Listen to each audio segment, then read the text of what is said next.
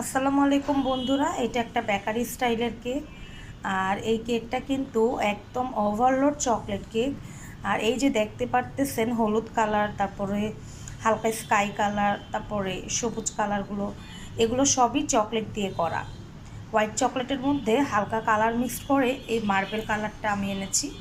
এবং এই মার্বেলের এখন অনেক ট্রেডিশনাল চলতেছে, মানে অনেকেই করতেছে। তো ভাবলাম আমিও একটু ইউনিক কিছু করি।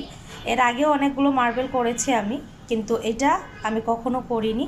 তো এটা একদম আমার কাছে নতুন এবং ইউনিক মনে হচ্ছে। আপনাদের কাছে কেমন লাগছে অবশ্যই বলবেন।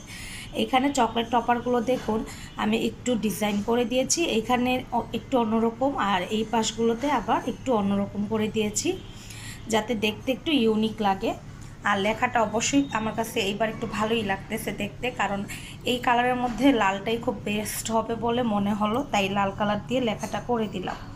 তো কেকটা কেমন হলো অবশ্যই আপনারা বলবেন কমেন্ট করে, আর আমার পাশে থাকবেন, পাশে থেকে লাইক কমেন্ট করবেন, এবং যদি মনে হয় শেয়ার করতে শেয়ার করবেন। আল্লাহ হাফেজ। আসসালামু আলাইকুম বন্ধুরা, এটা একটা বেকারি স্টাইলের কেক। আর এই কেকটা কিন্তু একদম ওভারলোড চকলেট কেক। আর এই যে দেখতে পারতেছেন হলুদ কালার, তারপরে হালকা স্কাই কালার, তারপরে সবুজ কালারগুলো, এগুলো সবই চকলেট দিয়ে করা।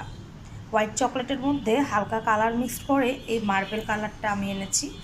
এবং এই মার্বেলের এখন অনেক ট্রেডিশনাল চলতেছে, মানে অনেকেই করতেছে। তো ভাবলাম আমিও একটু ইউনিক কিছু করি।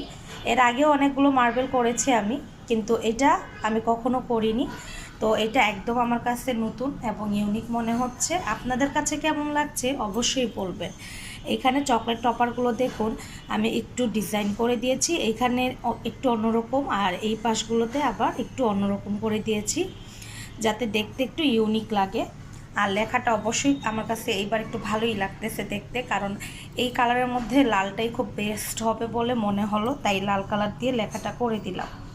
তো কেকটা কেমন হলো অবশ্যই আপনারা বলবেন কমেন্ট করে, আর আমার পাশে থাকবেন, পাশে থেকে লাইক কমেন্ট করবেন, এবং যদি মনে হয় শেয়ার করতে শেয়ার করবেন। আল্লাহ হাফেজ।